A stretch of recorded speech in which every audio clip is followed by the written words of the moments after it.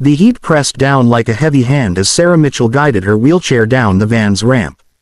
The metal groaned softly beneath her weight, a familiar sound she barely noticed anymore. The smell of gasoline and fried food drifted from the diner ahead, mixing with dust kicked up by passing trucks on Route 9. It was supposed to be a simple stop. Coffee, a sandwich, 10 quiet minutes before heading home. She adjusted the strap on her jacket, the faded navy insignia brushing against her fingers. Most people didn't notice it. Some did and looked away. A few stared. Sarah had learned to read those looks the same way she once read terrain maps, quickly, accurately, without emotion. That was when the engines roared. The sound exploded behind her, loud enough to vibrate the pavement. She turned just in time to see a group of motorcycles swing sharply into the parking lot. Chrome flashed in the sunlight. Leather vests creaked as the riders dismounted, laughing, shoving one another like bored teenagers instead of grown men. One bike rolled straight into the blue-painted handicap space. Sarah froze. "No," she muttered under her breath. The rider killed the engine and left the bike angled perfectly across the access lines, the very space she needed to deploy her ramp again. He didn't even look back as he walked toward the diner. "Hey," Sarah called out, her voice firm but controlled. The man turned, eyebrow raised. "Yeah, that spot is reserved," she said, tapping the wheelchair frame. "I need that space." He glanced at her chair, then at his friends. A grin spread across his face. "Looks like you already parked." A few of the others laughed.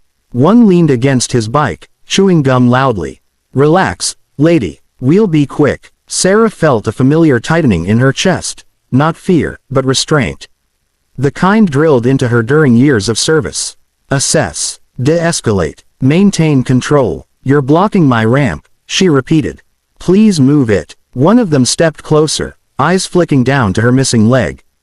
"Damn," he said. "What happened? Trip over something?" Another noticed her jacket. "Wait. Look at that," he said, mock surprise in his voice. "She's military." The leader snorted. "Figures. Guess war didn't go so well for you, huh?" The laughter was louder now, uglier. Sarah met his gaze, unblinking. Her hands rested calmly on the wheels, knuckles pale but steady. "I served my country," she said quietly.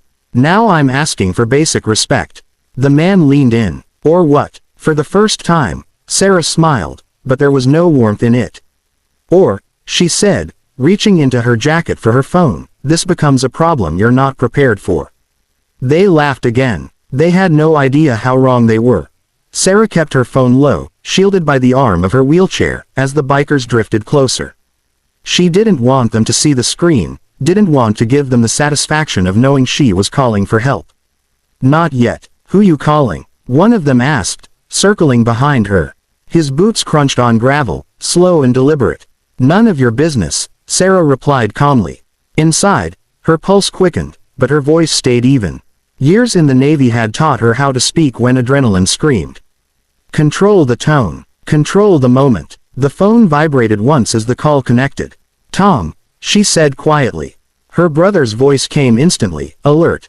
"Hey, sis, what's wrong? I need you to listen carefully," she said, eyes tracking the biker now leaning against her van. "I'm at Miller's Diner on Route 9. Parking lot. I'm being harassed." Silence. Sharp, focused silence, on the other end. "How many?" Tom asked. "6, maybe 7, she replied.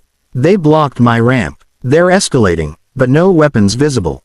"You hurt?" "No," Sarah said. "Not yet." Behind her, one biker tapped the back of her wheelchair with his boot. "Light. Testing. Easy there," another laughed. "She might roll away." Sarah closed her eyes for half a second, grounding herself. "You are here. You are safe. You are trained. Tom," she continued, lowering her voice, "I need eyes. Now." "I'm on it," he said without hesitation. "Stay put. Don't engage." The line went dead. Sarah slipped the phone back into her jacket just as the leader stepped in front of her, blocking her view of the diner. "You making backup calls?" he asked. "That cute." "Just checking in," she replied. "Same as you do," he smirked. "Difference is, nobody's coming for you." Around them, the parking lot felt smaller. The sun seemed harsher. Even the traffic noise faded, replaced by the low murmur of the bikers. Voices, private jokes, crude laughter, the sound of men enjoying power they hadn't earned. One of them crouched slightly to meet her eye level. "Bet you miss walking," he said. "I would." That one cut deeper than the rest. Sarah inhaled slowly through her nose. Images threatened to surface. Sand, smoke, the moment everything changed, but she locked them away. She would not give these men her pain. "I miss a lot of things," she said evenly. "Respect shouldn't be one of them." The leader straightened, annoyance flashing across his face. "You're pretty mouthy for someone in your position." "My position?" Sarah asked. "You mean seated?" A couple of the bikers chuckled. The leader's smile vanished. Behind the scenes, miles away, Tom was already moving. He wasn't dialing 911. He was calling people who didn't wear uniforms unless absolutely necessary. People who understood exactly what it meant when a Navy veteran said, "I need eyes." Back in the parking lot, Sarah waited. She didn't threaten. She didn't beg. She held her ground, knowing that somewhere, momentum had shifted, and the clock had started ticking. The first sign that something had changed wasn't the vehicles. It was the silence. The bikers' laughter faded as a low, unfamiliar rumble crept into the parking lot. Measured, controlled, nothing like the reckless growl of motorcycles. Sarah felt it through the wheels of her chair before she saw it, a vibration that told her someone nearby moved with intention. Black SUVs rolled in one by one. No sirens, no flashing lights, just engines idling with quiet confidence. The bikers turned, irritation giving way to confusion. One of them scoffed. "What is this, a funeral procession?" Doors opened almost in sync. Men stepped out. They didn't rush. They didn't posture. They spread naturally, instinctively, covering angles without appearing to try. Plain clothes, jeans, boots, neutral jackets, but their bearing was unmistakable. Heads up, eyes sharp, hands relaxed but ready. Sarah felt her shoulders loosen for the first time since the bikes arrived. One of the men approached her directly, ignoring the bikers completely. He crouched down so they were eye level, his voice calm and respectful.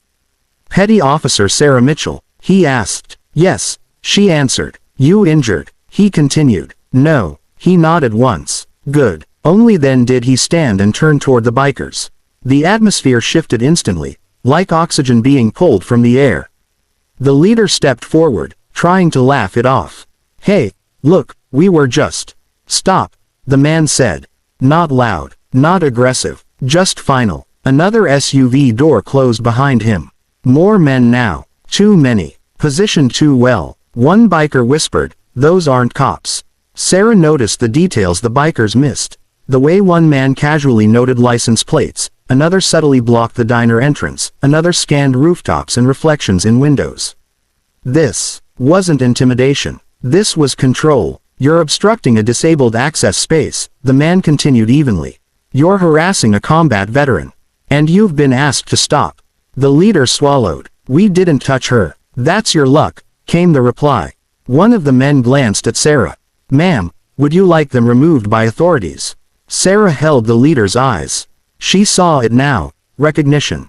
Fear. The sudden understanding that he had misjudged the situation completely. "I want the space cleared," she said. Nothing more. "Understood." The men turned back to the bikers. "You have two choices," one of them said. "Move the bikes and leave.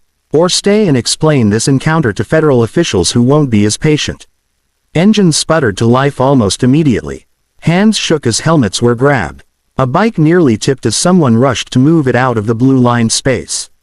No more laughter. No more jokes. Just retreat. As the last motorcycle sped out of the lot, the parking space stood empty again. Clean, accessible, restored. The men remained, quiet and watchful. Sarah exhaled slowly. The worst part was over. The parking lot felt different now. Wider, calmer, as if the air itself had relaxed. The echo of motorcycle engines faded into the distance, replaced by the ordinary sounds of the afternoon.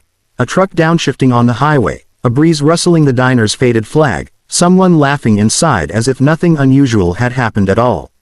One of the men walked over and carefully rolled the last motorcycle completely out of the blue-lined access zone, aligning it properly before stepping back. It was a small detail, but Sarah noticed.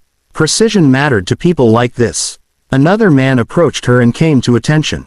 He raised his hand in a sharp, unmistakable salute. "Thank you for your service, Petty Officer Mitchell," he said. For a brief moment, Sarah froze. Not because she didn't know how to respond, but because she hadn't expected to feel this. She straightened in her chair and returned the salute, crisp and exact. Muscle memory took over, just as it always had. "Thank you for having my back," she replied. A faint smile crossed the man's face. "Always." The others relaxed slightly, though never fully. A few offered nods, quiet acknowledgments between people who didn't need introductions or explanations. No one asked her to recount what happened. No one questioned her judgment. They trusted her word. That trust meant more than any apology the bikers could have offered. The diner door opened and the waitress stepped outside, eyes wide. "Oh my God, ma'am, I'm so sorry. I didn't know what was happening." Sarah looked at her and smiled gently. "It's okay," she said. "You know now." The men began to disperse as smoothly as they had arrived. No drama, no victory laps. One by one, they slipped back into the SUVs. Engines turned over softly. Before getting in, the first man glanced back at Sarah. "You need anything else?" She shook her head. "I'm good." He nodded once, satisfied, and closed the door. Within seconds, the SUVs rolled out of the parking lot, disappearing down Route 9 like shadows at dusk. Sarah maneuvered her chair toward her van. She deployed the ramp easily now, the blue lines clear and unobstructed. As she secured herself inside, she paused for a moment, hands resting on the controls. She didn't feel shaken. She didn't feel angry. She felt seen. As she pulled out of the lot, the diner shrinking in her rearview mirror, Sarah allowed herself a small breath of relief. Respect hadn't come from fear or force, but from people who understood sacrifice. And sometimes, that was all a veteran needed to stand tall again, even while seated.